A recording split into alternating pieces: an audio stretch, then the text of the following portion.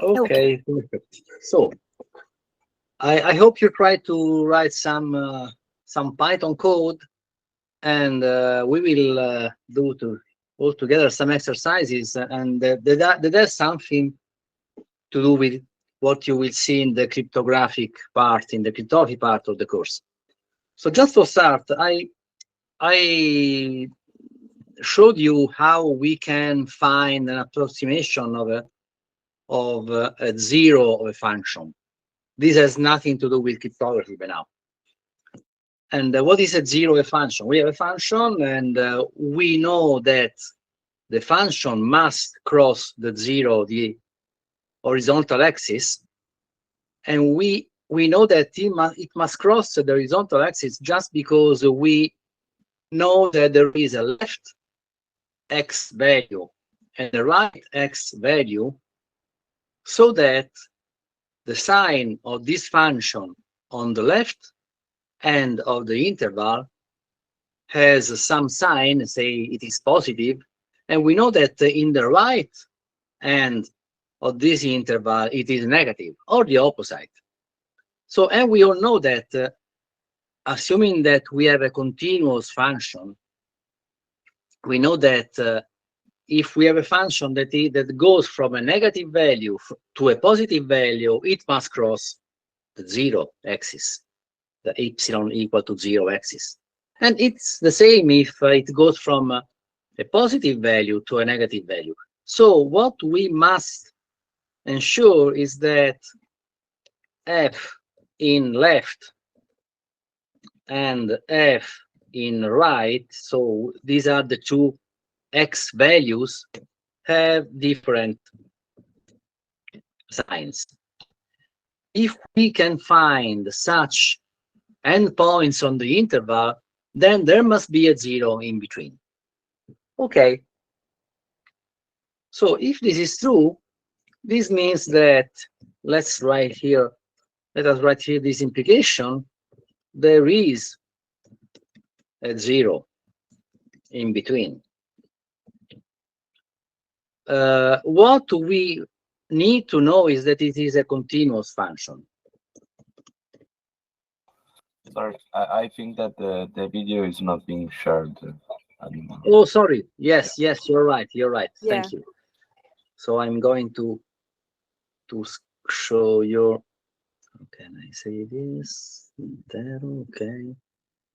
Well, okay. Can you see me now? Yes, I think so. Okay, so we have Yeah. this function is a function that must return this the x value such that the function has a zero value. And let's start again. If we know that in f of left and f of right a different sign, there must be a zero in between. Okay, this is a numeric algorithm. We cannot find the exact value, mostly because this exact value is possibly not a rational number. And since we are dealing with finite representation of numbers, of floating point numbers or real numbers, we cannot have a number with infinite decimal digits. So, but we are able to find an epsilon approximation. So by epsilon approximation, we mean that we are close. We don't have the exact x value, but we can be very close to this x value. Okay, so what we know is that left and right have this property I wrote here. Well, how does this function work? First, while right minus left is larger than epsilon, what do I mean by this? If I want, for example, imagine that I'm using this as a blackboard. Imagine this is 10 to the minus 7, okay? Or minus 6, 1 over a million. When the difference between left and right is smaller than epsilon, we are done. Okay? On the opposite, if this difference, so the interval in which we are looking for the zero is too large, we we have to shrink it as long as we have an epsilon width interval. So when this is large, we have to go ahead. Going ahead means, I just put here a comment, shrink the interval. And when we are done, then we will see later what we can do here. But when it is done, then we can return what? Where is the zero? We will shrink the interval. We mean we will change left or right so that the interval will be smaller and smaller and smaller. When we found an epsilon or less than epsilon interval, we can say, okay, the zero is in between, and we just return any x in the left to right interval. Okay. So for example, what do you propose to return? And any value is okay because the interval is less than epsilon, and we want an epsilon approximation, so we can return left or right. This is the same. They are very, very close. Okay, so right will be good as well. Or you can decide to return the average between right and left, but they are very close, so that doesn't matter. Left is okay. How can we shrink the interval?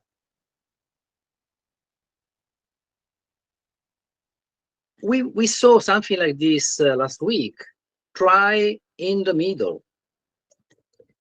So we compute the middle way, that is right plus left divided by 2, and we check the sign of f in mid. What can we do now? I write it in a very easy way. It can be a bit more complicated. What about the function? Which is the function? I didn't say the function. Let's write it before in a very easy way. And I will say find the zero of, can you imagine a function? Sin x minus x divided by 3. Can you imagine what this function is?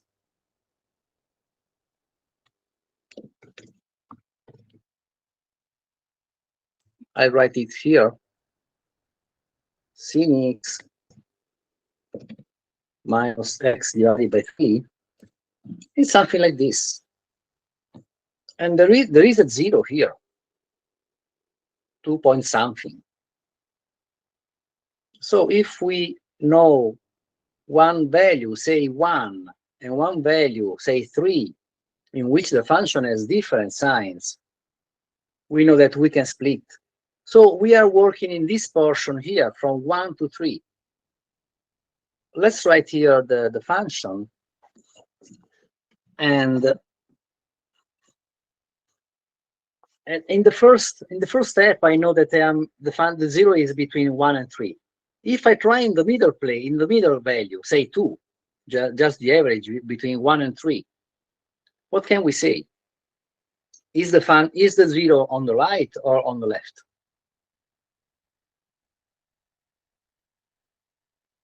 On the right. Why is it on the right? Actually, we are looking at the graph of the function, but we don't know the graph of the function. But we know that the function is positive in 1, it is negative in 3, so the zero must be between 1 and 3. What about 2? The sign is positive. The function is positive.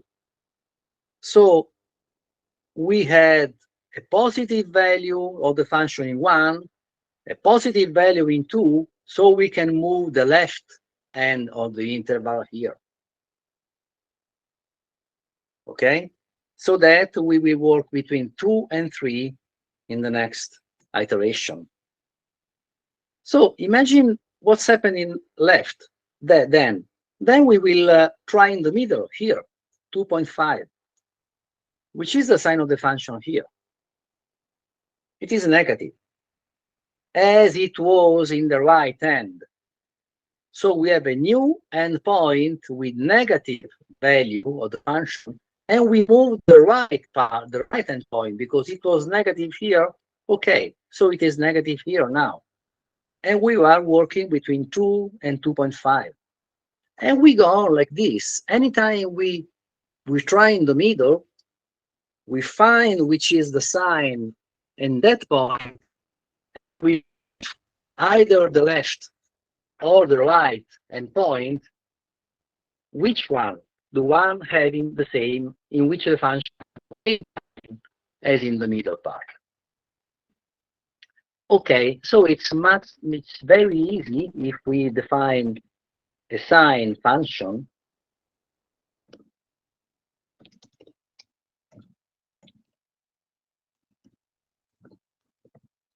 Returns -1 or 1 according to the sign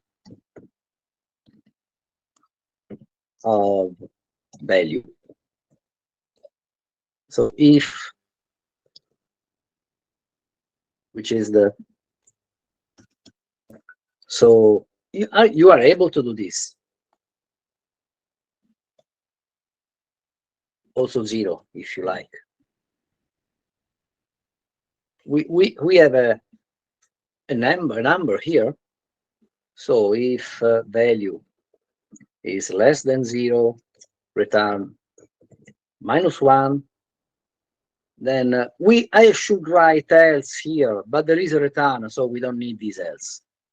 So we can write just if value is larger than 0, return 1. Otherwise, I don't write else because I have a return here. So if I go here, it means that this is false, and then I return 0. So it is the sign. -1 for negative, 0 for 0, 1 for positive. Okay. So I must now compute the function. Which is the function? The function was sin x minus x divided by 3.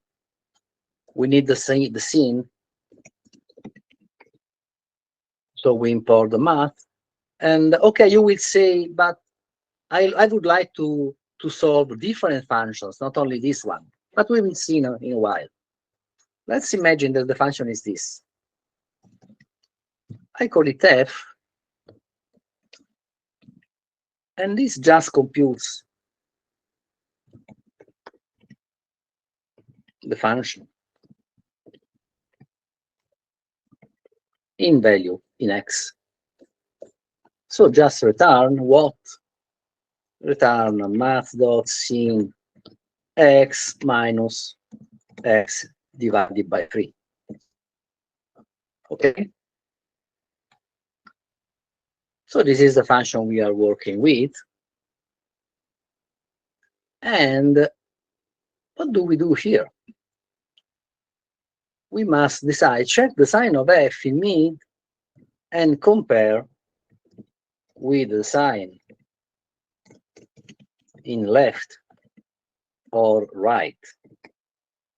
And then change, and then move one of the two endpoints.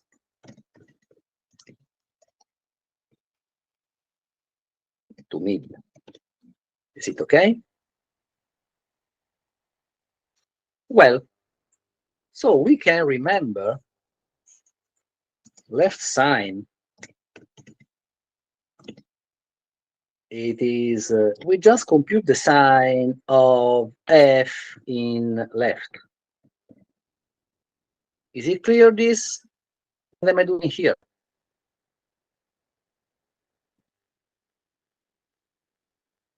I'm computing the function in the x to the left. The function is this. We have this value as a result. And then we compute the sign of this value. And we have this left sign. And we know that this is -1, 0, or +1, okay? And then we do the same to the right. Copy and paste, cut and paste, be careful, change what has to be changed. We have this left x value, this right x value, and we have left sign and right sign. And then what we do here? What do we need here now? We know whether it is positive or negative on the left, positive or negative on the right. We want to see which is the sign in mid now. So another variable, mid sign. And what is this? It is the sign of f in mid. Okay? Well, what do we do now?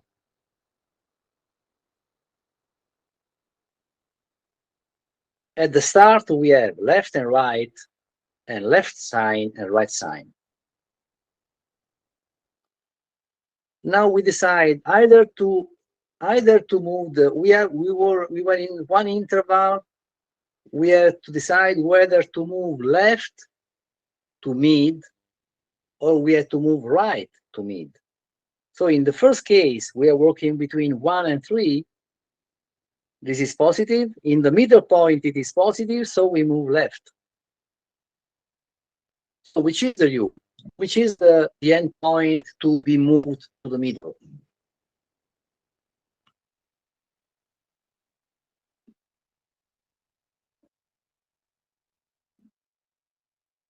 We have to decide either left is changing this way.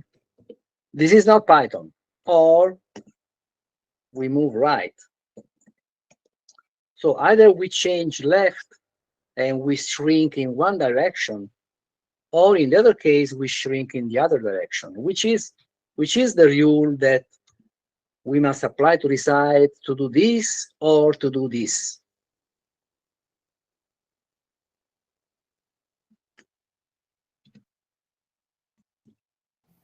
Their signs have to be different. Yeah. So more precisely, in which case we move left?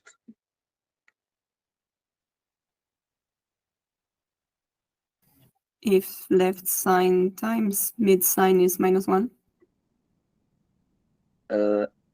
Okay. I know you try to decide on the basis of this multiplication, and we know what happens. But try to apply a simpler argument. Look at this case. We were working between 1 and 3. Left is 1, right is 3, mid is 2. What does it happen? In this case, do we move left or do we move right?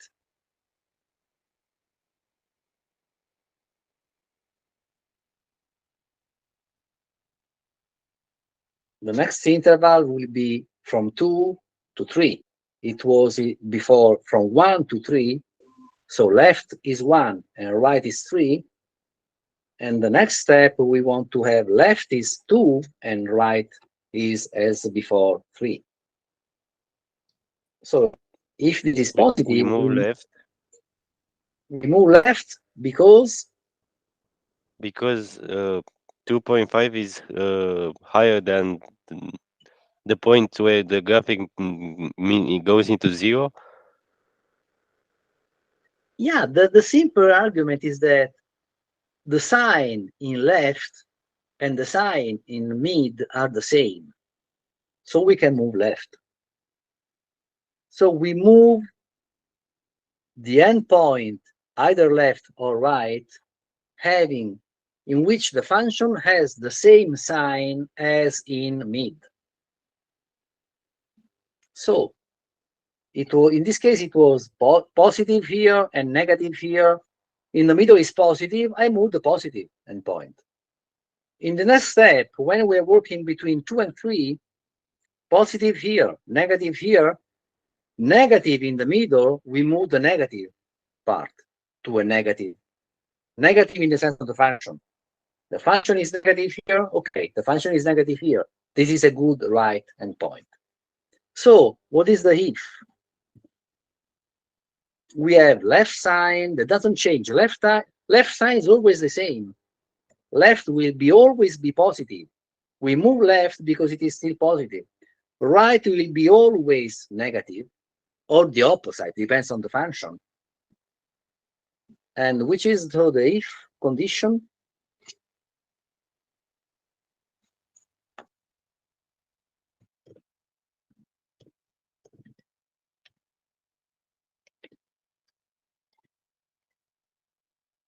In this case, we move left.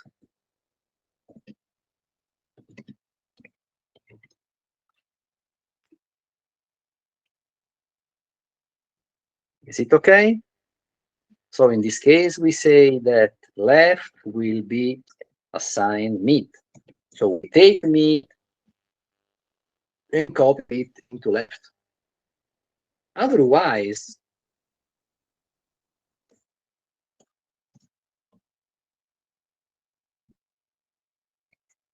we move right.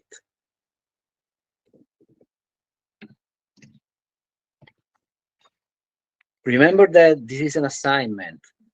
So you must read it in this way. Take the value mid and copy into left, okay?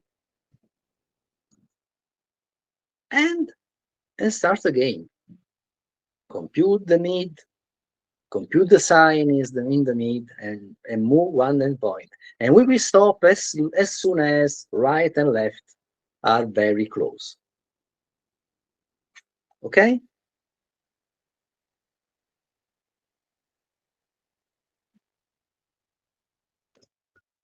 Well, and when we are done, we return left. Left is okay. Or if you are more satisfied, I can return mid. Okay, right is good. But the problem is that if we do not execute the while loop, mid doesn't exist. So it's better to return left, but they are very close. Okay.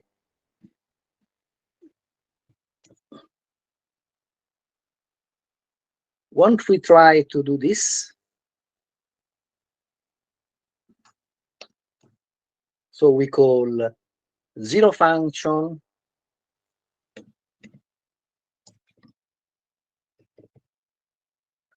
from 1 to 3 and choose an epsilon 0.000001. Okay, we want a good approximation. Can be much better. Up to 14 digits is okay.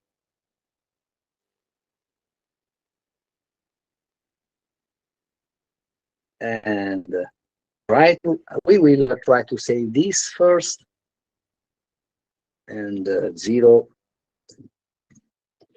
function dot py. Try to run, and we will print the result. Okay, 2.2788. Are we sure it is at 0? 2 point. Let's try. Just print f in z. We have the function f is here. We have f is here. And it should be close to 0. Try again. Yes, it is very close to 0. 4.8 times 10 to the minus 9. So it's close to be 0. We will never find a 0. This is a transcendent number. It's not a rational number, so we cannot express it in any way. Okay. It's not so nice. What is not so nice in this function? The function is coded. The function is always this. Imagine we want to compute another zero of another function. For example, let's say f1 of x, that is a bit, I will write something like something similar to this, minus divided by 4. That's different. That's another function. And what should we do here if we had that other function there? We should use f1 here and f1 here and f1 here. I don't want to change the code anytime. I would like to use this anyway, the same argument here for solving any function. So what's nice, imagine we have call listed function 1, call this function 2, and we have also another one. We have function 3. You can imagine, you can try with a different function, but just to be sure, this has a 0 also, but you can put any function there. You must be sure that you have a 0 between left and right. I'm not so sure there is a 0 between left and right also for those functions. Let's check here before making some very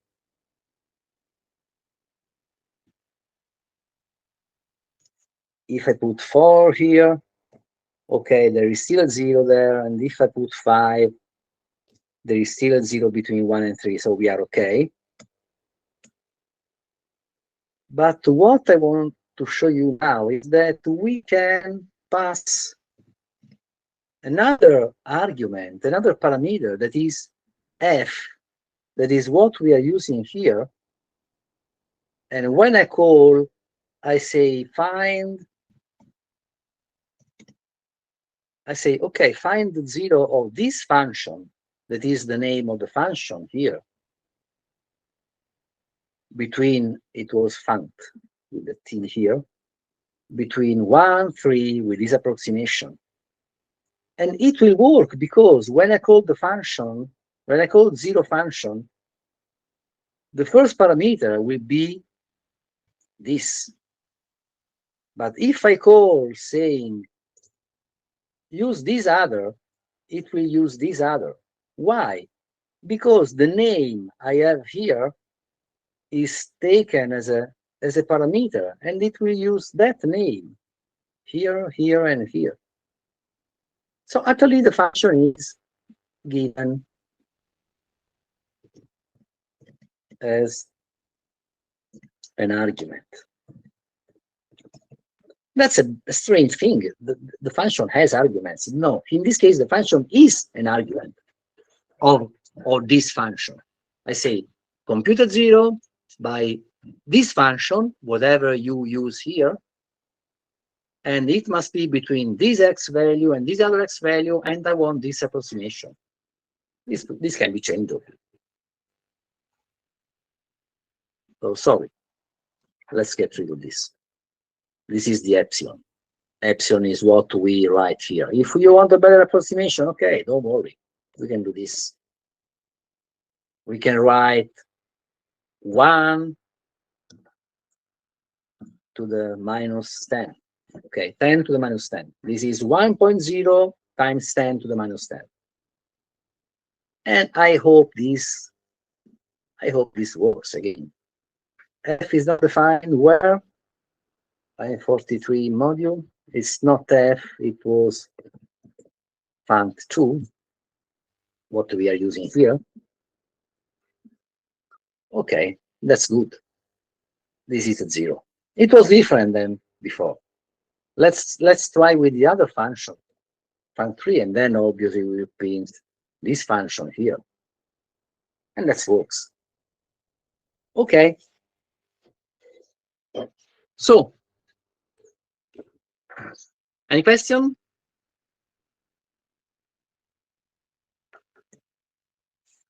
And this is what the same approach we call the binary search for searching one item into a sorting a sorted sequence, an increasing sequence. Look at in the middle and go on one of the two sides, or left or right. Well, let's move now to something very, very different. You are very familiar with polynomials, are you? I hope you all know what the polynomial is. In one variable, any degree, how can we represent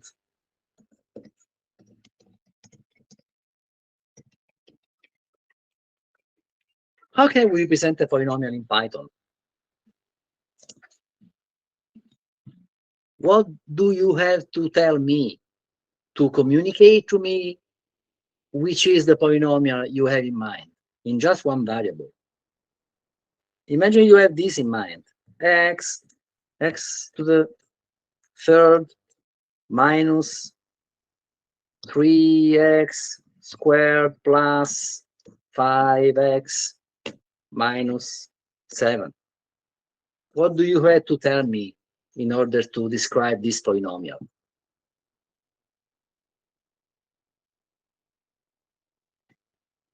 The various coefficients. The coefficients. Okay. So you can And say the maximum power of x. The maximum power of x. Actually, this is not important. This is the variable in which you are expressing the polynomial, but it's not important whether you call it x, y, z, or whatever you like. No, the maximum power of x.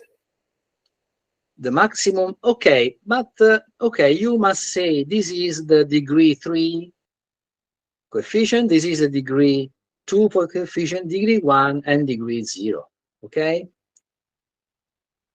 And you said, okay, you must tell me that it is a degree 3 polynomial, okay?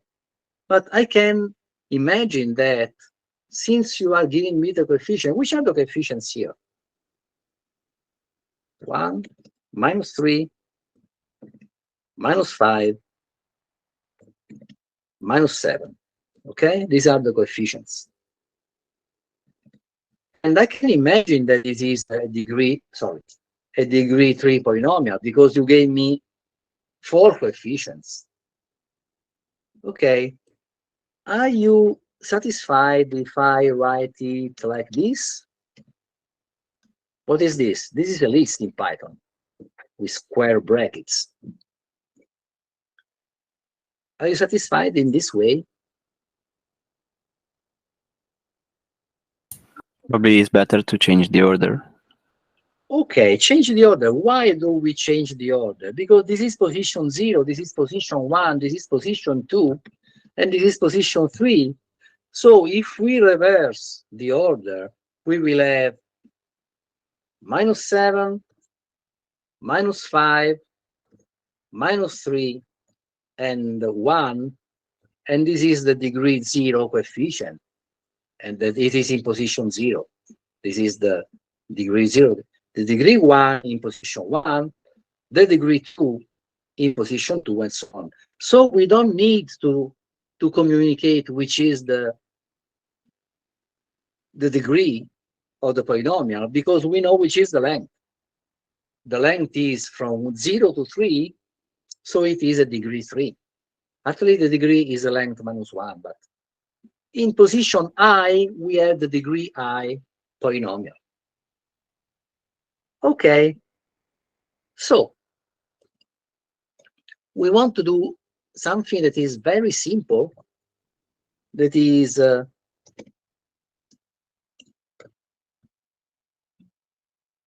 we want to evaluate a polynomial in some point.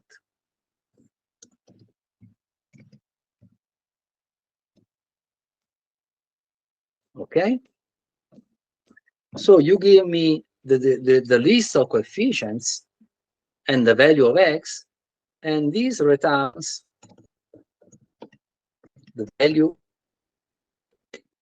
of a polynomial in x.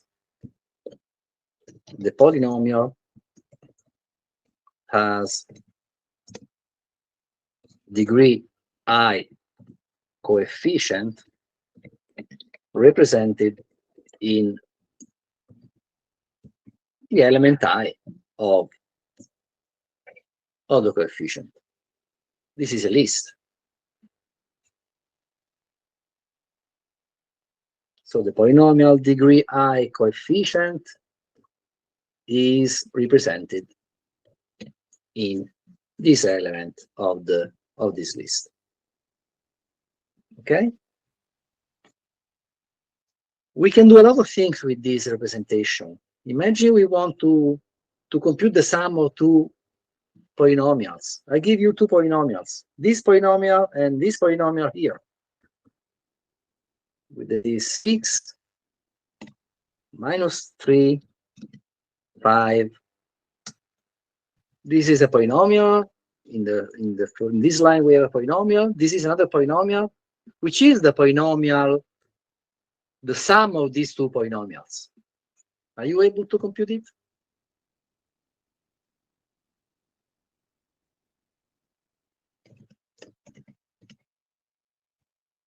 It is another list. Which are the coefficients of the sum? I have this polynomial, this polynomial. The degree I coefficient is given by the degree I coefficient in the first and the degree I coefficient in the second. So which is the sum of these two coefficients, or these two polynomials? Is can you give me the sum? 1 minus 8, 2 and 1. Okay, minus 8, 2, and 1. Okay, are you able to write a function that takes two polynomials like this and give me the list of coefficients of the sum? It's easy. The only problem is that the length is not the same. You must do something a bit complicated. So you can compute the sum, the difference. You can compute also the product. It is a bit more difficult, not so much. Okay, let's start by evaluating. So you can try to do this, and it's not hard. You must take the longest of the two. And the easiest way, in my opinion, is to complete this by zeros. So you can then just sum up one item at a time. So first, complete the shortest one with zeros, and then you can sum. But it can be also done a different way. Just compute the sum, compute the sum, compute the sum, and then take what remains of the longest one. But we will see it later. How can we compute the value of that polynomial?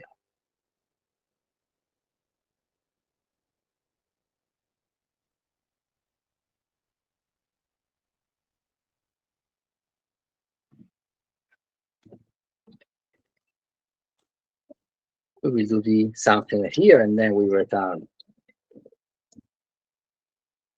What do we do here?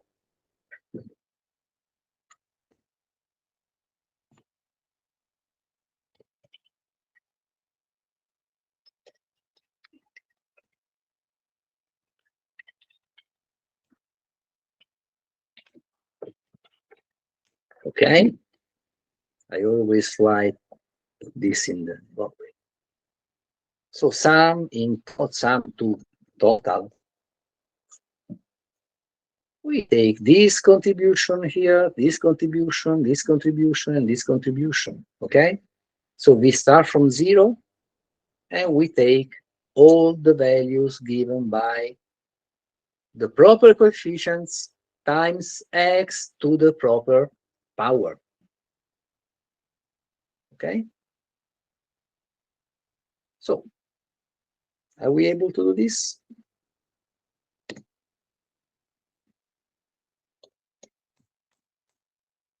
First, we have a for loop. How do we write here? Remember that we are scanning a list. Are we interested in the values, or are we also interested in the position? 0, 1, 2, 3. We have to compute the contribution of degree I term. The contribution is given by the coefficient and the power.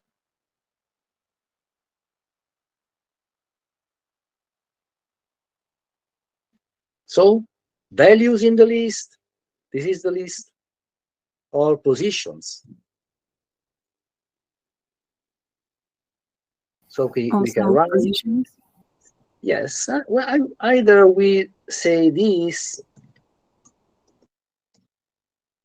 for C, in this way we only have the values of the list. Imagine this is the list. We only have the values, we don't have positions. So we don't want positions, so in range of len of the name of all squares. Okay? And which is the contribution of that term, which is, and then we will sum to total.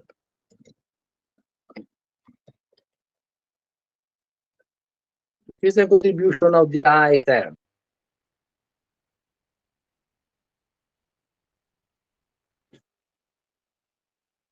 It is given by the coefficients times this power. So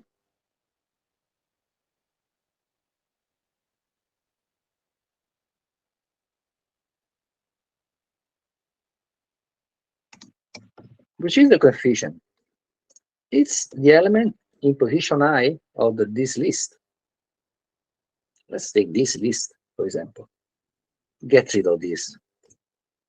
This is the list of coefficients. That can be any, depends upon what they give me when calling this function. You give me any list of coefficients. The ith coefficients must be multiplied times what? We have to evaluate this polynomial in this point.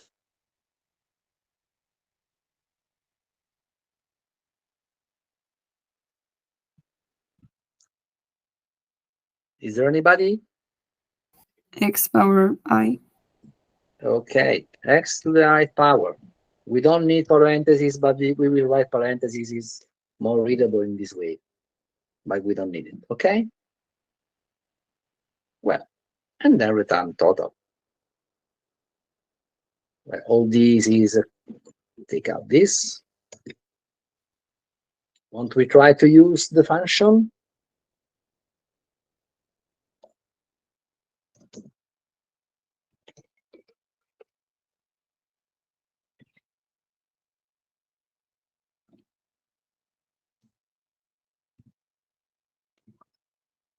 Choose a polynomial. 4, 2, 0, 3. This is the polynomial. Which is this polynomial? This is 4 plus 2x plus 0x squared, so plus 3x to the third. Okay, we have zero coefficient here. This is the polynomial we are evaluating. Okay, and we are evaluating it from 0 to 10. Print x and polyval. So we are calling this function, giving the coefficients, and this value of x is varying from 0 to 9. Only integer points, that's okay. Okay, let's save it.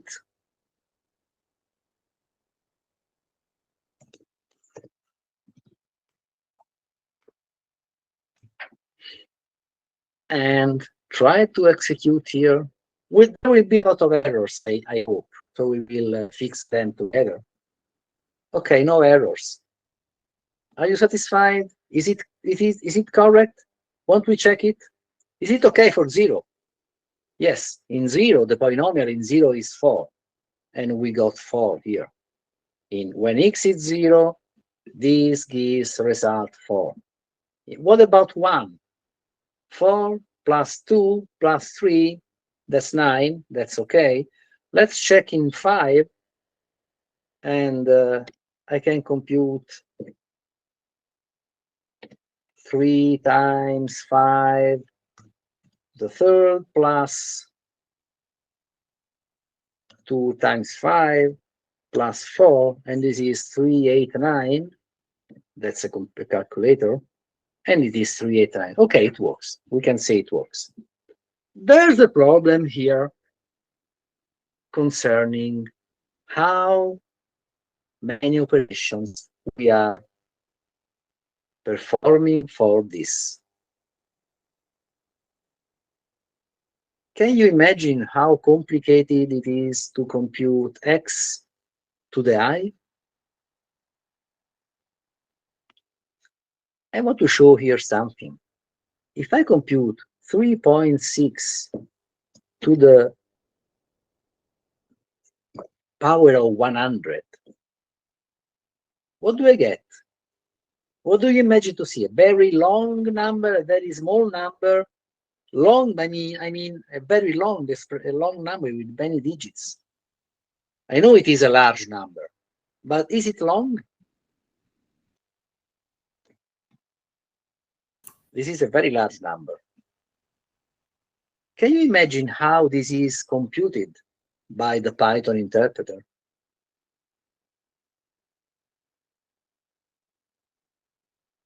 By multiplying 3.6 100 times for itself. It is possible, but actually this is only an approximation of the result. The result is very different from this. Probably the result has a very long list of digits to the right of the decimal point. I only see 15. Can you propose a faster way to compute this value? If we have to do this by hand, and you can compute logarithms, how can you do this? You compute the log of this, then multiply it by 100, and then compute the reverse of the log.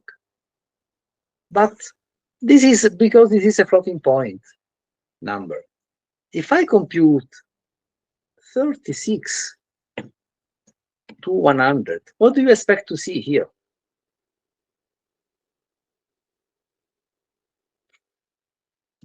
This is computing in the exact way. This is the exact value. It finished by 6. But if I compute 36.0 to 100, it's easier. Okay, the problem is that in this case, if I'm working with integer numbers, I'm really doing multiplications, a lot of multiplications. So imagine we have a polynomial, and I'm ready here to show you a polynomial, I guess. I have this somewhere. Yeah, here. Look at this polynomial here. It is a very long polynomial. N can be large.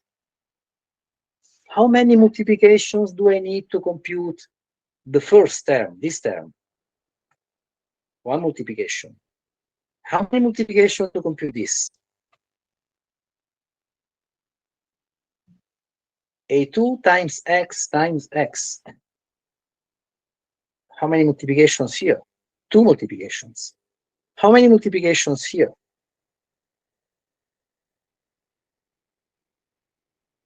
This is A3 times x times x times x. That is 3 multiplications. And I have n multiplications here.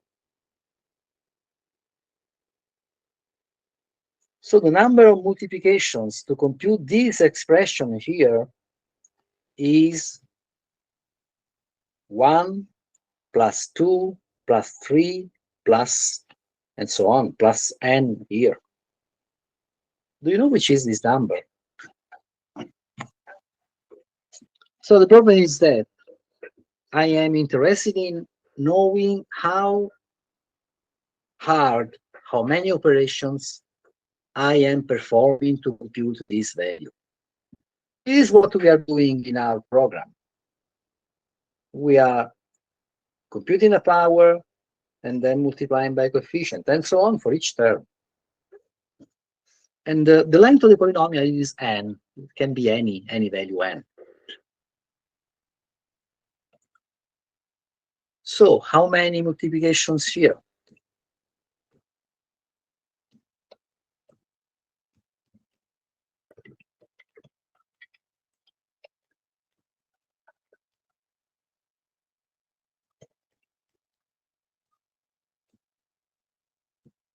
Remember me, which was the number of multiplications if degree is n?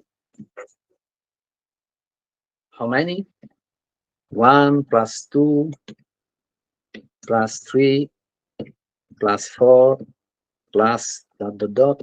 plus n. Which is this number? Do you know which is this number? n times n plus 1 over 2. Yes, n times. So it's something similar to n squared.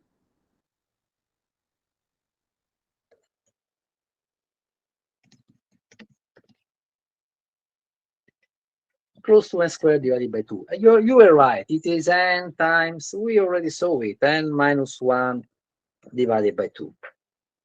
A bit more. It's n plus 1 here. Sorry. Anyway, it is n squared. If I give you a degree 1000 polynomial, you make 1 million operations.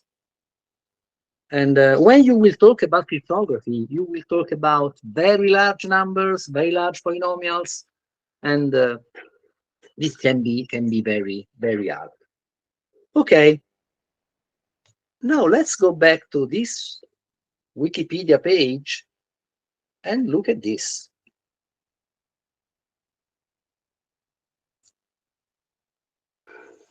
This is called Horner's rule.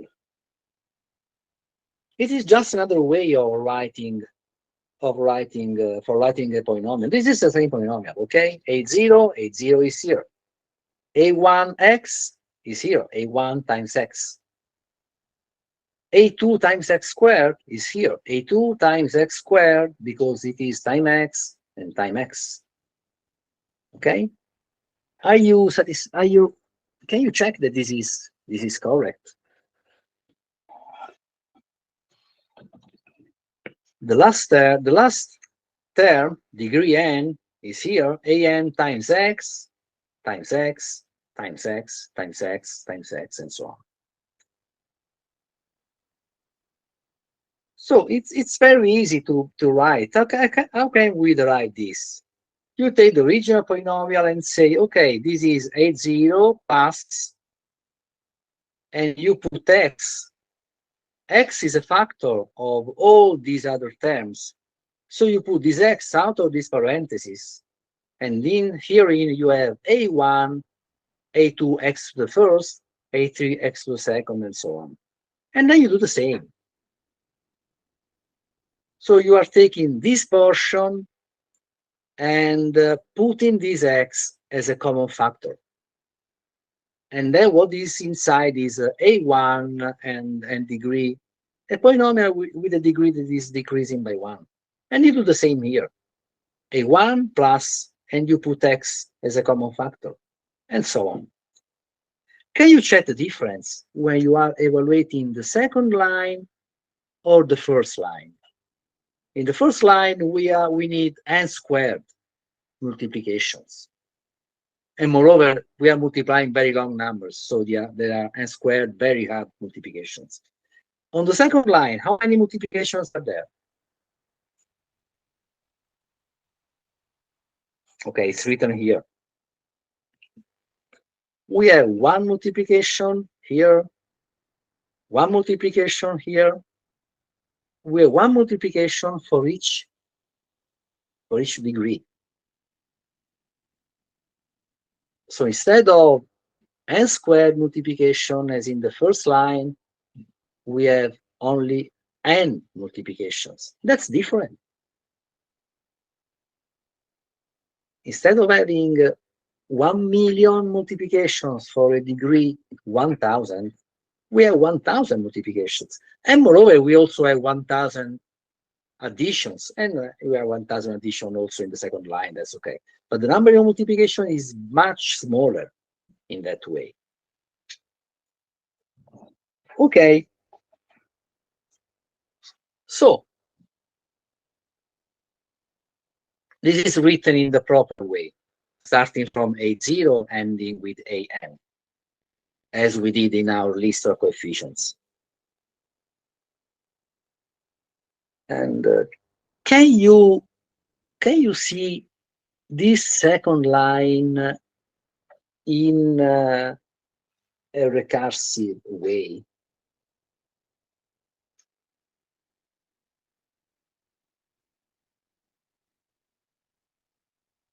Look at the parentheses, the first parenthesis, this parenthesis here. What is it inside?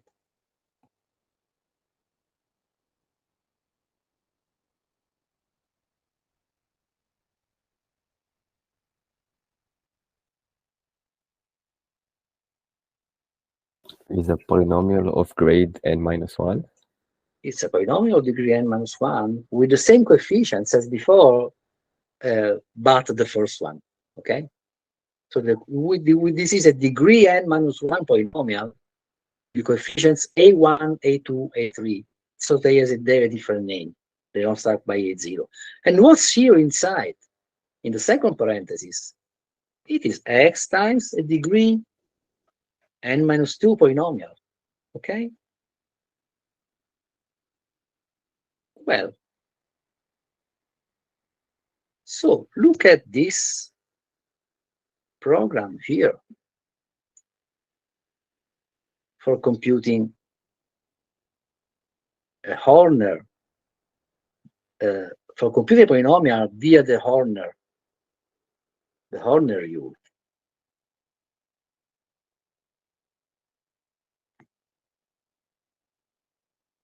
Sorry, I'm using a new concept, and this is a strange definition of a function. This function has one parameter here, another parameter here, a third parameter here, but this also has something like an assignment. It means that if I is not given in the call, it is 0.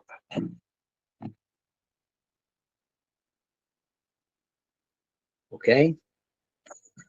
I'll give you an example of a function like this. Imagine I write a very simple function, multiplication, A, B, and I give return A times B. Okay? And then here I say print mult 10, 3. What do I get?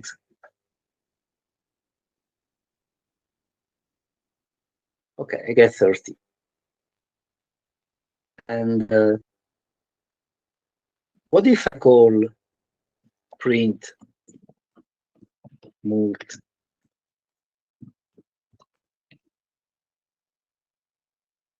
10? Does it work?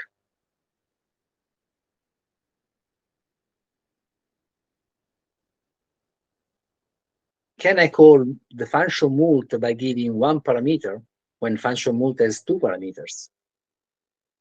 It's wrong. Missing one required argument B. Okay? Well, but if I say B is 2, it means that if I am given two parameters, okay, I will use these two parameters. If I am given only one parameter, well, the second is 2. So this is as if I call mult parameter 10 and parameter 2. So the missing parameter has a default value. And it works. This is 30 and this is 20. Okay? This is called an optional parameter. So the last parameters can be optional. You can give the parameter, you can also not give the parameter, and this is a default value.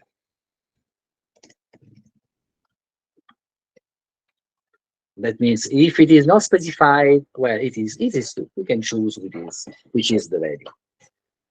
Well, so let's go back to this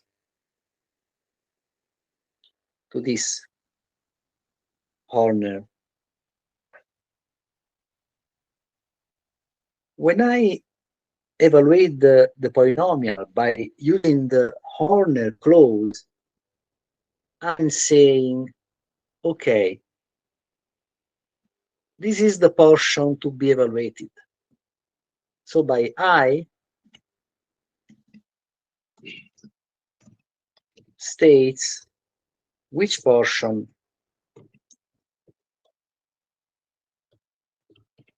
has to be evaluated.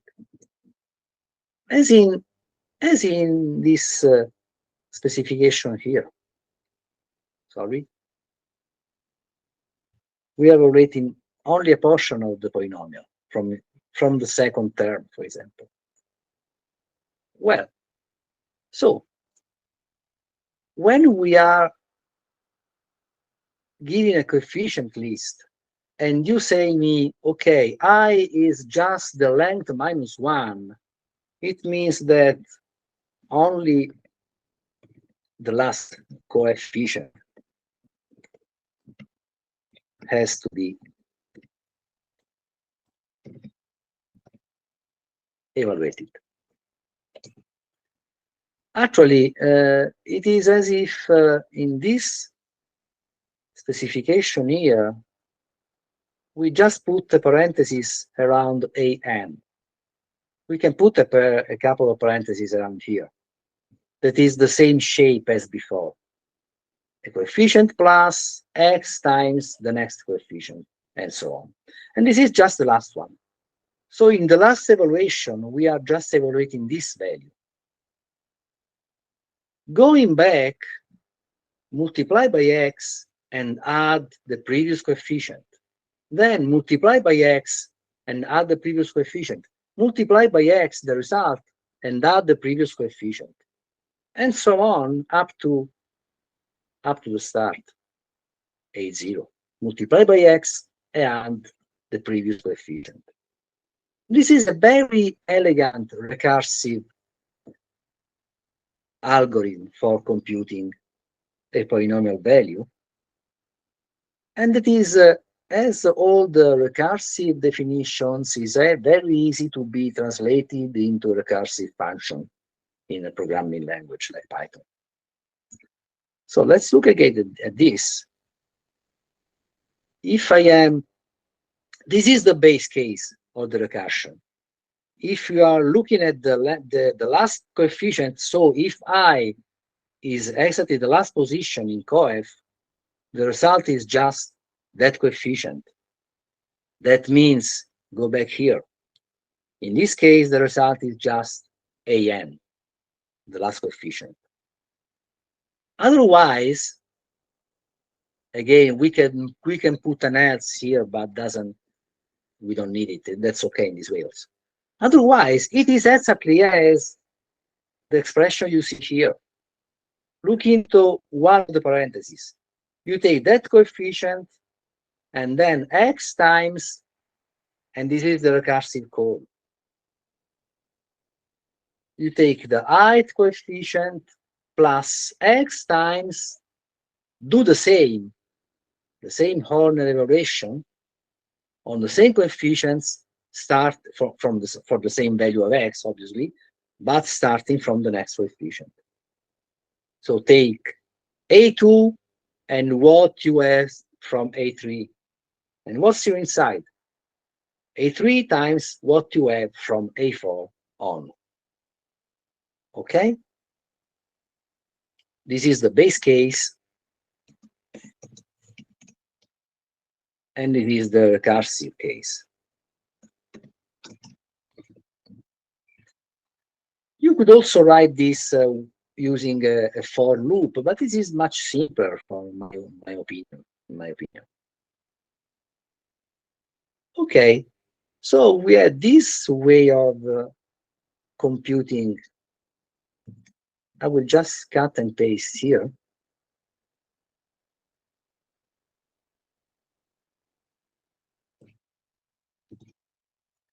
So we had our old poly evaluation, the polynomial evaluation, as we did with powers, and we also had the Horner evaluation, and we can call with a coefficient less than an x. That means start from 0 if I don't say anything. Okay, won't we see whether they are the same? We print x, the poly evaluation, and then we also call Horner the other way of computing the polynomial, and we should see the same values here and here if they are correct. Well, save and try to run, and it seems they are the same. In point 7 we have these numbers here. Well, and I am always talking about natural numbers, integers, and usually that's because in all these topics that are close to combinatorics and also in what happens in cryptography, we always have to deal with integer numbers, natural numbers. And we need to do exact computations. So in cryptographic algorithms, you will never see something like this.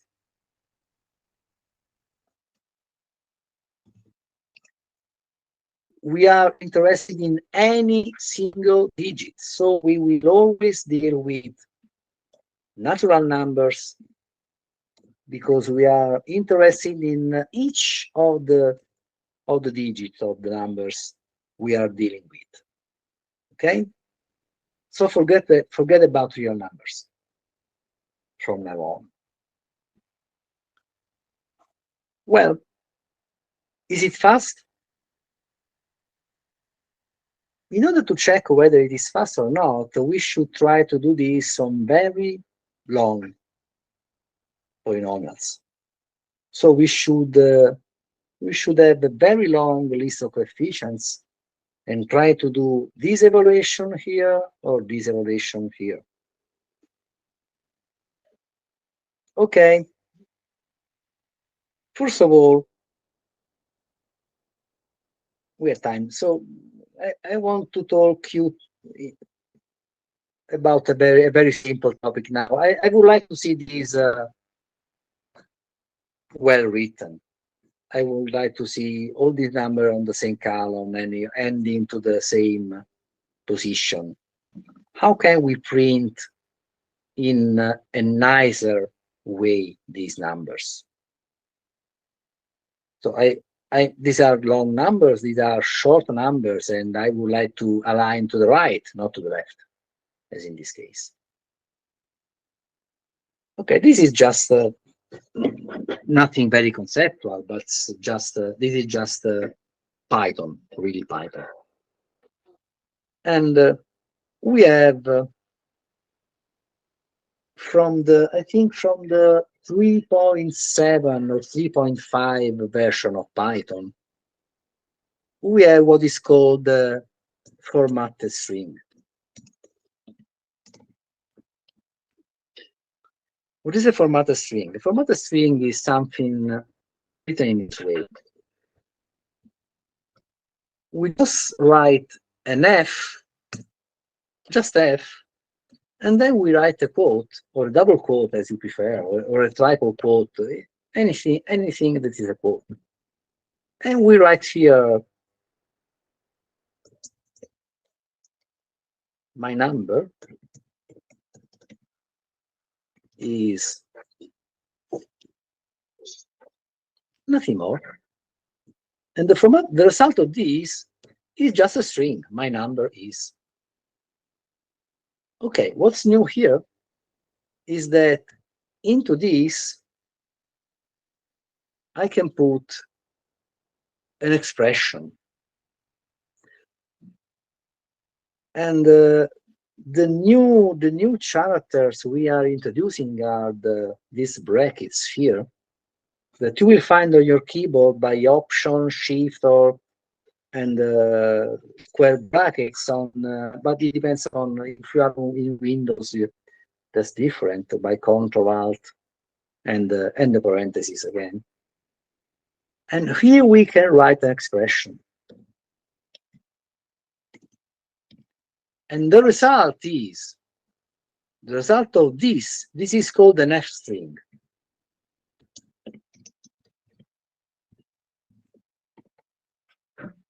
Because it must start by F. So we have just F, and then attached to the F, we have a quote, and then we close the quotes here. The result is the same string, but in place of these parentheses, we add the value of that expression. So, for example, if I write here 100 minus 7, and then close the string, the result is the same string, but substituting the value of this expression here. So this is what I get. Okay? So if I also have a variable, and I write, and I have an F string like this,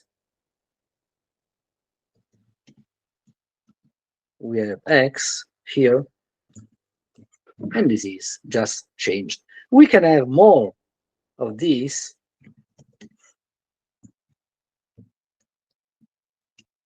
What happens is that we have these substitutions. Well, so what we will do here, instead of writing or printing this and this and this, we can print an F string that is opened here and it is closed here, and we have this value and this value. This is an expression. It means call the function, and the number that is returned is the value of this expression. And we have here another expression. This is more readable if I write something more here, blah, blah here, and then blah, blah, blah here. And the space, okay? And what I get is this. Well, so instead of blah, blah, blah, I just put here. So look at the string. This is the variable part, and this is the fixed part. What's out of the brackets is just characters. So we had a comma here, and we had a comma here. This is what we had before. So this is a string. This all is a string. So if I put, let's try this way. Obviously, if I put many spaces here, we have many spaces in the string, and that's different. Okay, we have many spaces. Well, so what's new is that we can choose how this value is printed. For example, we say use 3. This is a decimal number, so a number in base 10, an integer number, and we use 3 positions. So by this column here, this is the format we are using. That is, print the value of this expression printed in this way. That means using 3 digits. And if X is more, it is always using 3 digits, also if it is more. So it used possibly blank spaces before. So what if I say use here 10 digits and use here 10 digits? That we will always use 10 positions, even if the value is shorter than 10 positions. And we will see numbers aligned in this way. Okay? So we don't want comma. Take out this comma here. And so we can align numbers. Well, just to be a bit more complete, we can write a very different way of for formatting. We can format in many different ways values. What I have to say you is that imagine we want to print math.py. You know what math.py is? Yes, we know. Okay. And what if I print an F string? What if I print this? Only this. What's the result?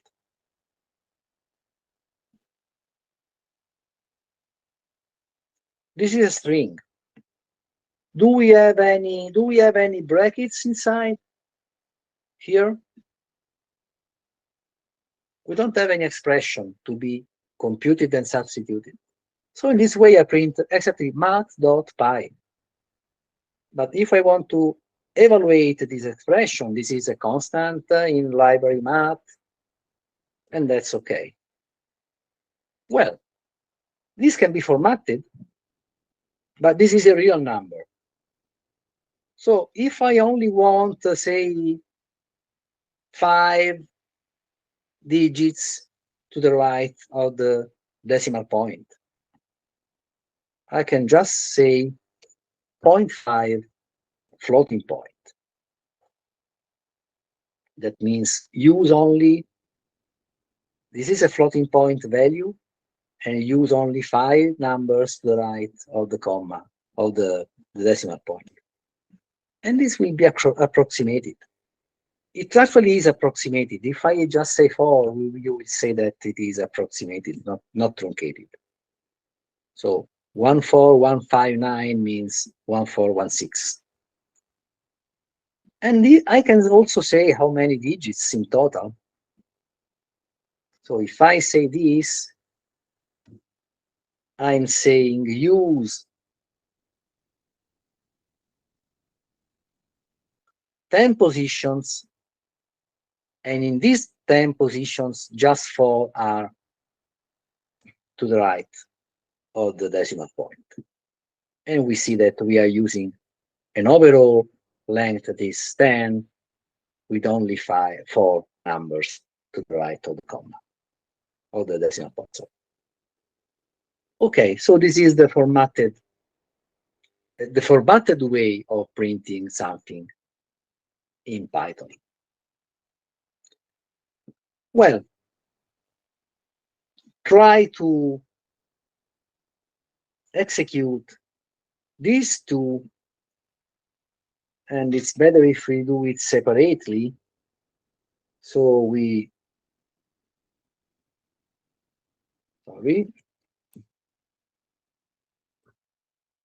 so in this first, we only print the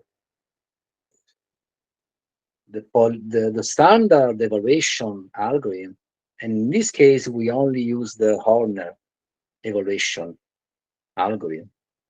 So we will see 2 times the same numbers, but the first ones are computed by the standard evaluation procedure, and the second part we are using the Horner evaluation procedure. And I would like to take times for computing this. So how can we compute? How can we take times for computing these? How many times? How long it is? How much time is wasted in computing this? We can import this.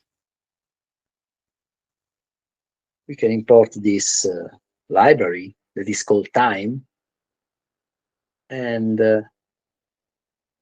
before starting here,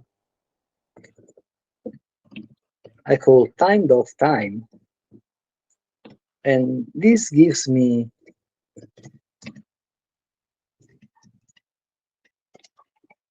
this returns the clock value. This is a number in seconds.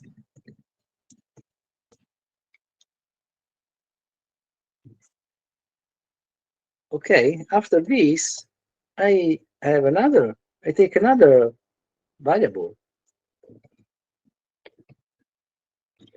And this again returns the clock time, the clock value in seconds. So which is the time needed for executing this portion of the program? So I take the time here and save in this variable, and I take the time here and save in this variable. So how long did it take?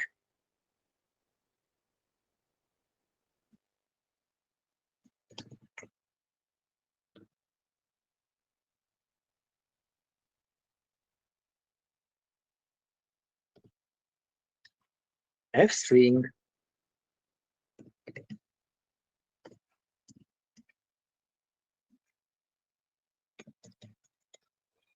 how many seconds?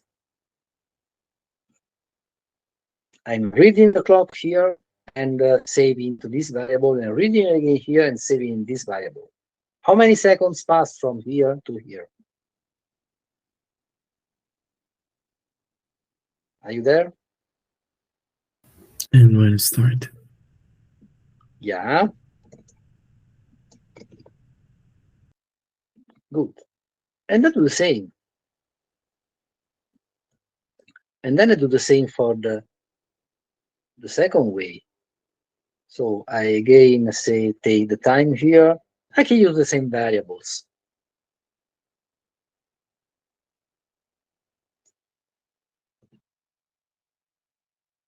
Okay? So I read again the clock here, read again the clock here, and I say which is the difference. Obviously, I will see very small values now. There is not any difference. Actually, this is a bit longer because we use recursion and so on. What I would like you to do is trying the same but using a very long coefficient list. Let's try to do it again. Do it together.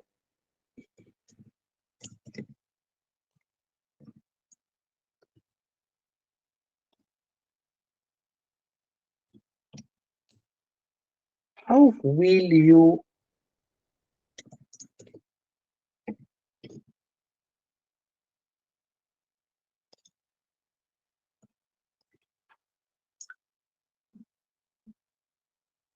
this should return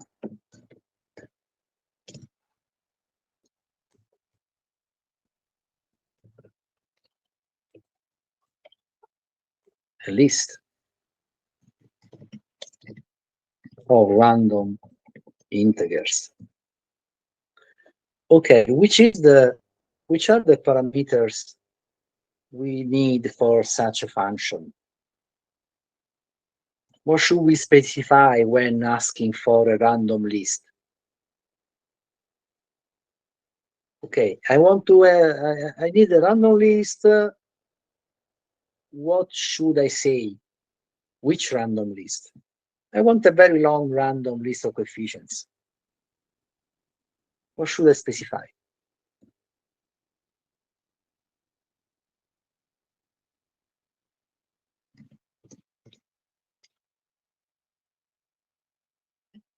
The length. And what else? The minimum integer and the maximum.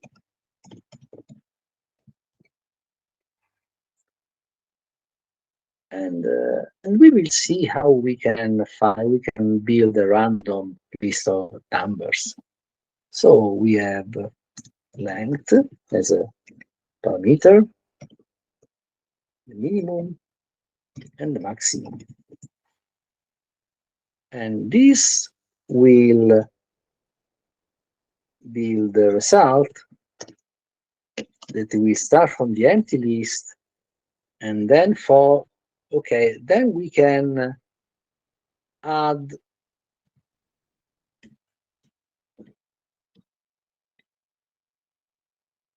length numbers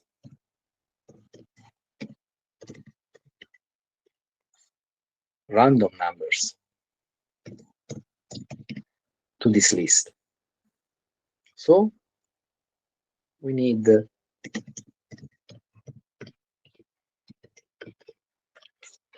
instead of length, let's say it is n.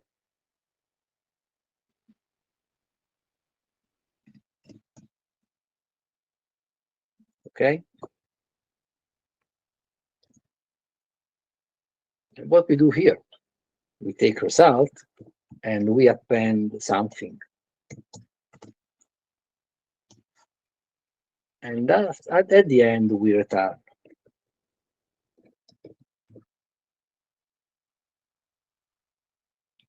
What do you append here?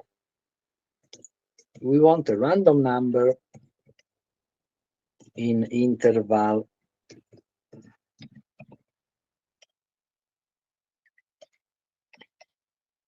from minimum to maximum.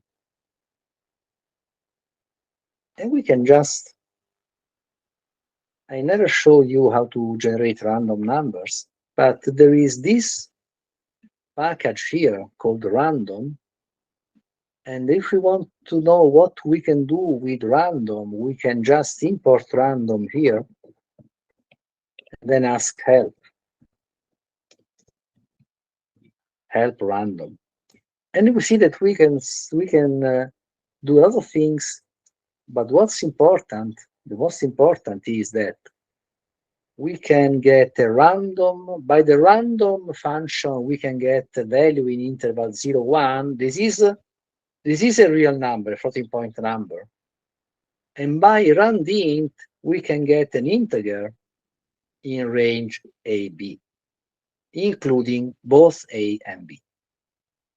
So by calling randint with two parameters, we get a random value integer in that interval. So what we append here is just what we get by calling random.randint and specifying which is the minimum value we want to generate and the maximum value we want to generate. So in this way, we get an empty list, and then for n times, we append a random value taken from this interval, including the endpoints, both minimum and maximum. So if we want to generate a random coefficients, we can say that the coefficients are not these, but we call, which was the name of our function, sorry? Random coefs, or we can call it random integers. So the coefficients are get by calling this, and we want to say 100, and coefficients are from say from 1 to 10. This is a random degree 99 polynomial with coefficients in 1 from 1 to 10. Well, this is the degree 99. So 100 coefficients from degree 0 to degree 99. So if we try to evaluate this, okay, we get very, very long numbers. And if we want to be a bit more reasonable, I would like not to print, because if we print this number, we get confused, but that's okay. But here we say that we are taking a bit less in the second way. Well, try to get a longer polynomial. We have very long numbers, and we have a problem with recursion. We cannot do in a recursive way like we did. We have a limit of 999 in recursion. So we cannot call Horner and then into Horner we cannot call Horner many times. We are calling Horner in there and then Horner again, decreasing, increasing this, and that's too long. So what we need to do, and I will ask you to do this, okay, but we can try with 900, it works.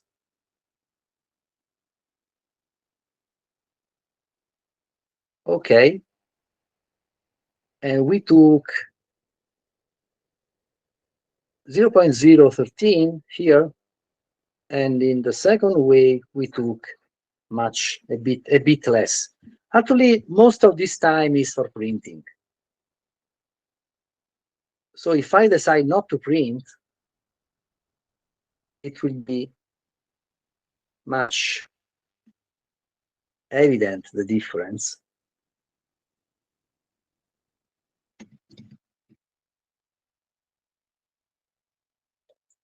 So if I only do this, I don't print anything, but I just compute the polynomial and assign to a variable. And I do the same here. So I just for computing the polynomial, and I don't want to see the result because printing takes a lot of time. So in this way, we just generate the values. And if I want to do something, otherwise the compiler will be too smart.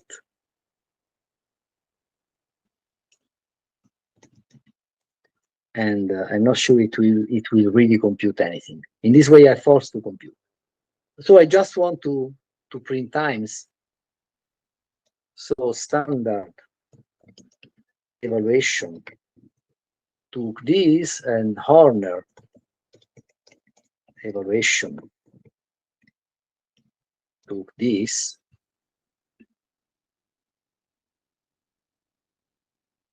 Sorry, a equal to 0. Okay, and I see here only the times, and it took less than half the time. If the degree is very large, it is really much faster. Okay. So this is just to show you that this very easy idea can get to a very faster, much faster computation. We already saw this in computed the greatest common divider last week. If I compute the greatest common divider, just trying for each possible divider, it takes a lot of time with very large numbers. And we saw that Euler algorithm is really very fast. Okay. So I don't want to tell you too much today, but I don't want to show you code. I would like you to write code during the week. You have 2 weeks. And this is what I ask you to do. You just, you have 2 polynomials, P1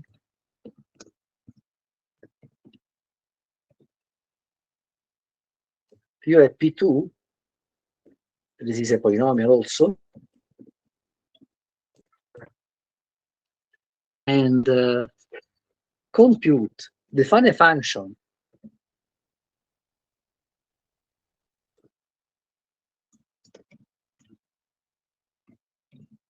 that, given 2 polynomials, returns the coefficients of the sum of the two polynomials. I always write this in the wrong way. Okay, you write this, then do the same with the poly diff between any two polynomials. Okay, you have to return the difference.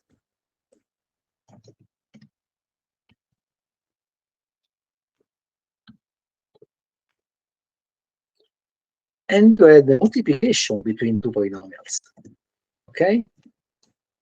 And you have to return the multiplication of two polynomials. So I think you are able to multiply two polynomials. If I give you these two polynomials, which is the product? This is one polynomial times, I'm writing this product, but you know that I mean these are the coefficients of a polynomial: degree 0, degree 1, degree 2.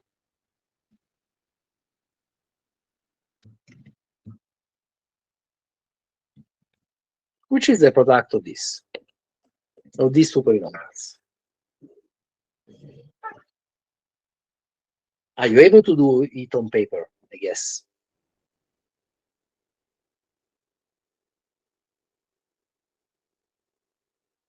Which are the coefficients?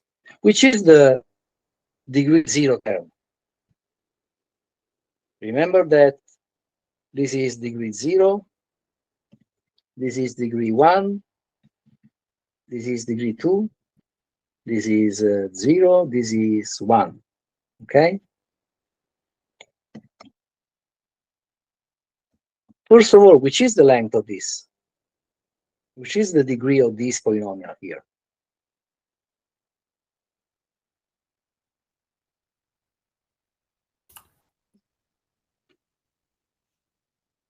This is a degree 2, and this is degree 1. 3. Which is the degree of this? This is 3. Okay. So I don't know what is this. But this is a degree 3 polynomial, okay, with some coefficients. So the degree is the sum of the two degrees, okay? That is not the sum of the lengths. This has length 3, and that's degree 2. This is length 2 because it has degree 1. So the length of this is, in some sense, the sum of these two lengths, but it's not exactly the sum, okay? If I had degree 5 and degree 3, this has degree 8. But the length will be one more, and this one more, and this is one more of the sum. Okay.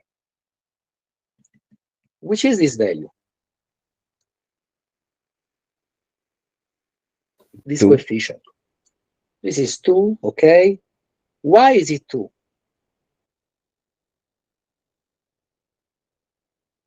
You see, this times this. Okay. And what about this?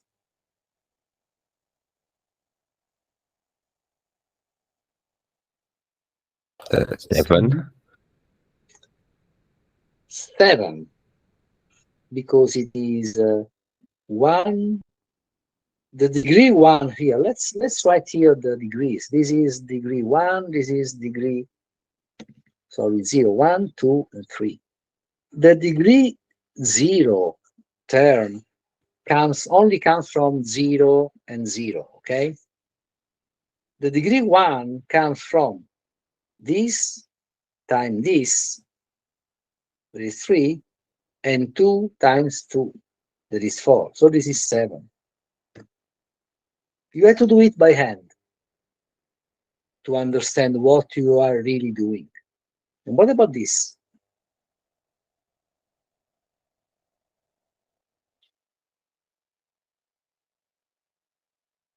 You start from 2 and 0. This is degree 2. You can get degree 2 by taking the degree 2 times degree 0, the degree 1 times degree 1, and nothing more. So what is this? 14. 14. So 8 plus 6, 14. Yeah. And what about this? Should be 12. Okay. It's not so trivial. And if they are, obviously, once you get the algorithm, you can do it for any length. But this is not trivial at all to do this. This is easier. So just to show you how to do this, because then you will use for the complex task. The result is a polynomial, let's say 0 times, which is the length of this.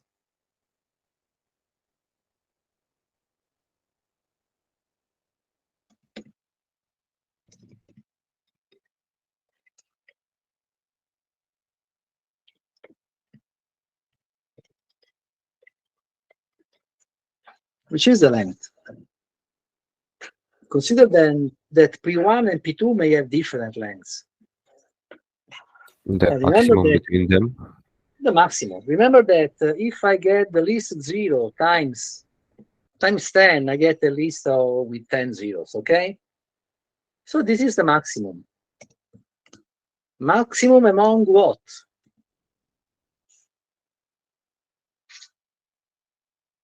How can we get to the length of P1? It's len. It's len of P1, okay? And len of P2.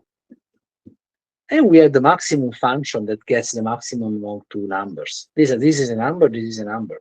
So the proper length is the maximum among those two values. Okay, then what should we do?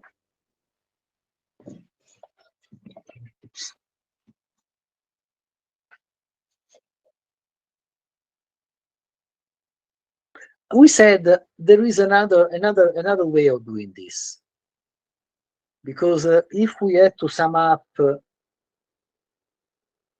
these two lists and they have different lengths, we said, okay, it's better to complete one of the two. So let's check what we had to complete first, and that's easier. So do this before.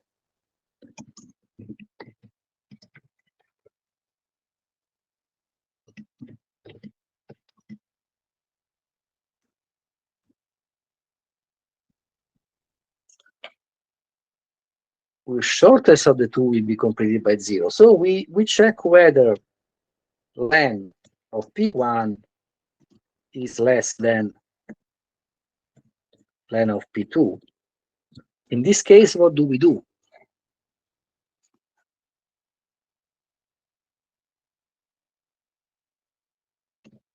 We must append to, if P1 is to P1, some zeros. How many zeros?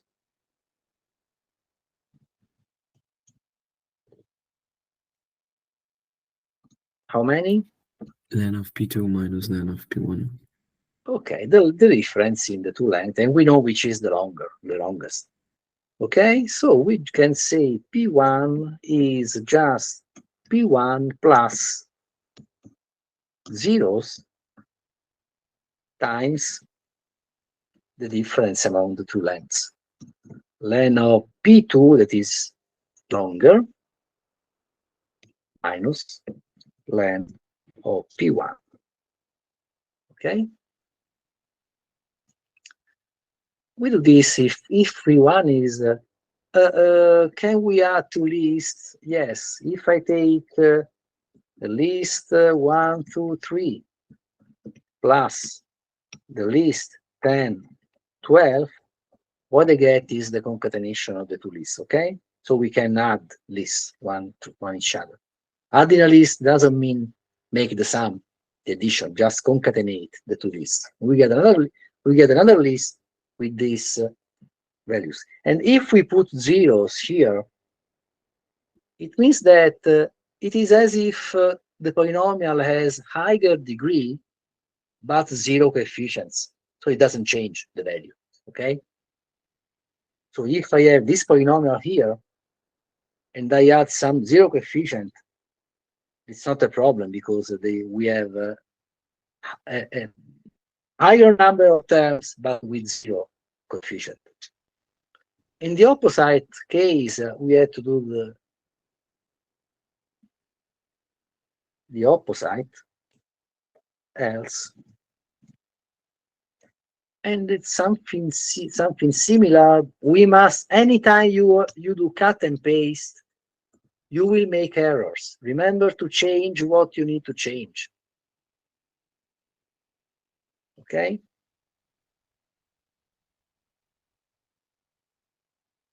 We are attaching to P2, and the longest is P1, and so this is the number of zeros to add.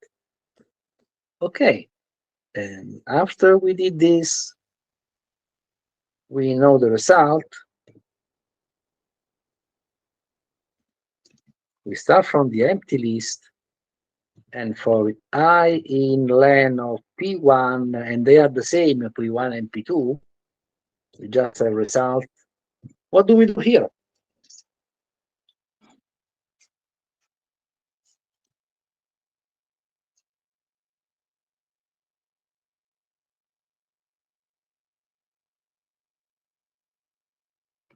Now we have P1 and P2 that have the same length, possibly with zeros to the right.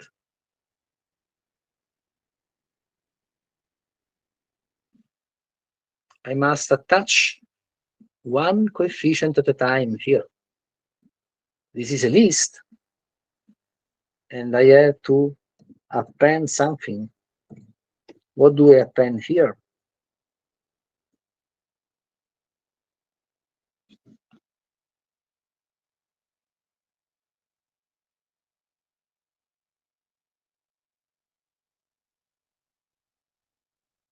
P1 of I plus P2 of I. Good.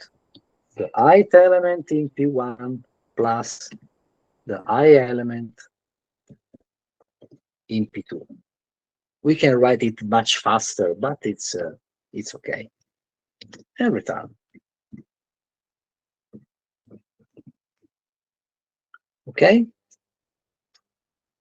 So in order to check that this is correct, once we have our polyval function, I would like to do something like this.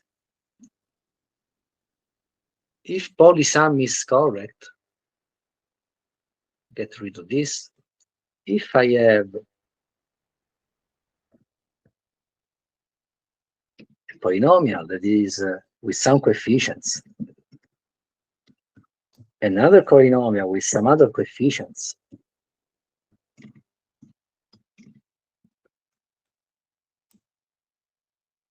and I want to compute the product, the sum,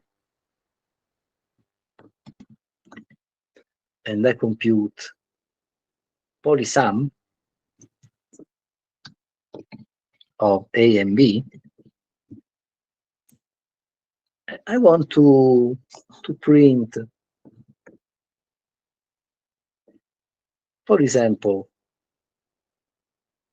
I evaluate A on 34 plus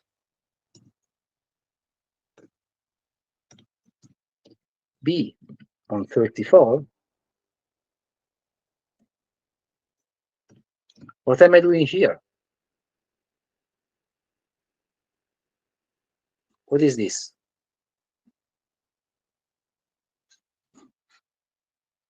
This is polynomial A on x equal to 34. This is polynomial B on this x. And what if I print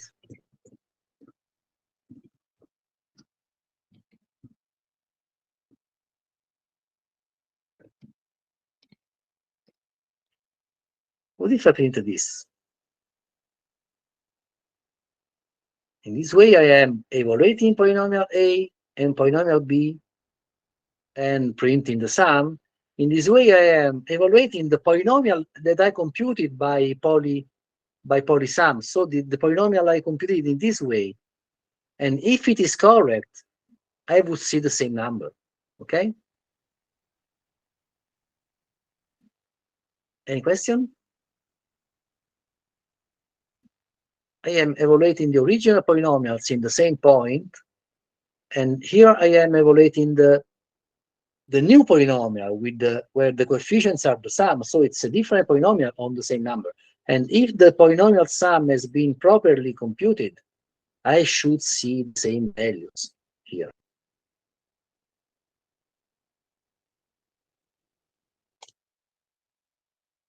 Well, I save this.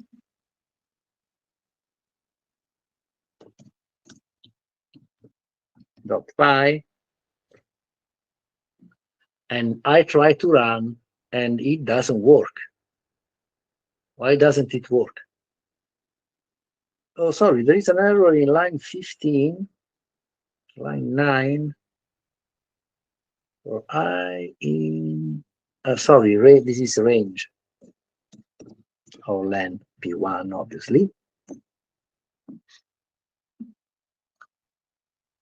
If I try to run this, we have a problem. What does it happen? Can you see the error here? In line 16, when I try to call polyval, it says name polyval is not defined. We don't have polyval here.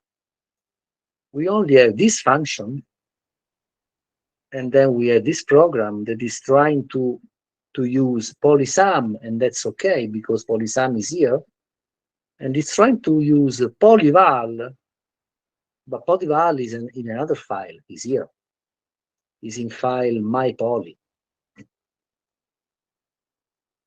We are writing functions, and I want to use these functions again. I want to use that function also here. So if I am writing functions, I also must have the possibility of accessing that function and use that function. In order to use that function, we already know how to do it. I write it in import, but instead of importing math or time or whatever, we import mypoly. That is my file. The mypoly is this, and it is in the same folder, in the same folder on my PC. And once I am importing mypoly, in mypoly I find the function I want to use. So here I only have to say mypoly dot polyval. That means use the function that I have defined in that file, both here and here and here. Exactly as when we say import math, then we write something like math.sqrt and so on. Exactly the same way. We are importing this file and we are using a function from this file.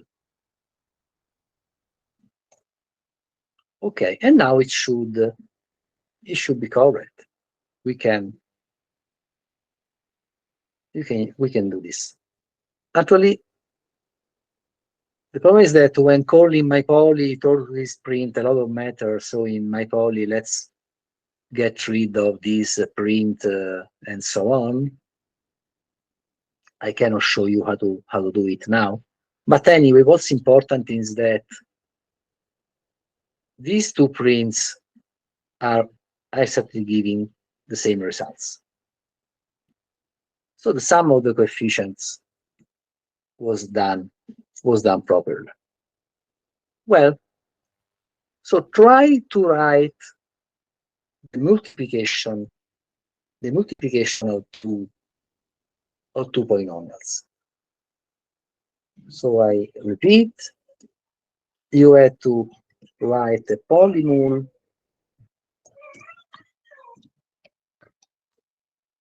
that takes P1 and P2, or if you prefer, say A and B, There are two polynomials and return the list of the coefficients of the product polynomial. That's a challenging task. Okay. Any question?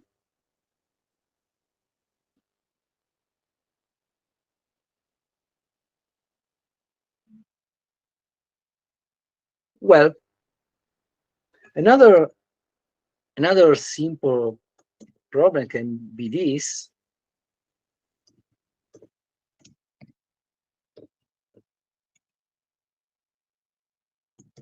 Multiplied by a constant.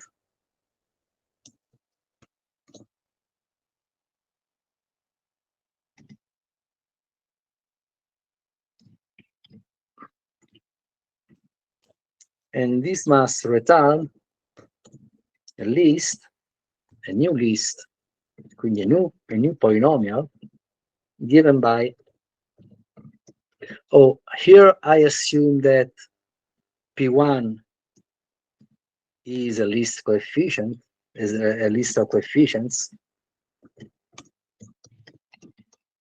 so numbers. Alpha is a number, and return a new poly given by P1 multiply by alpha. Oh, this is simpler. What's important is that you don't have to change P1. You have to build a new polynomial. So again, result equal to something and then return result. But the coefficients are just multiplied by, all the coefficients are multiplied by the same constant. That's much simpler than multiplying two polynomials.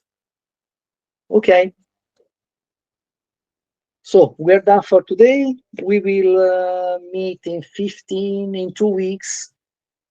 And I think the most important thing that we will see in next lesson is using dictionaries and working a little bit with external files. That can be, but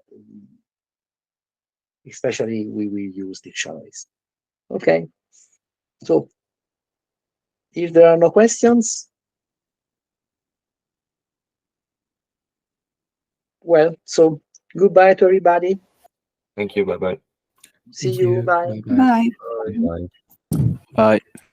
Thank you.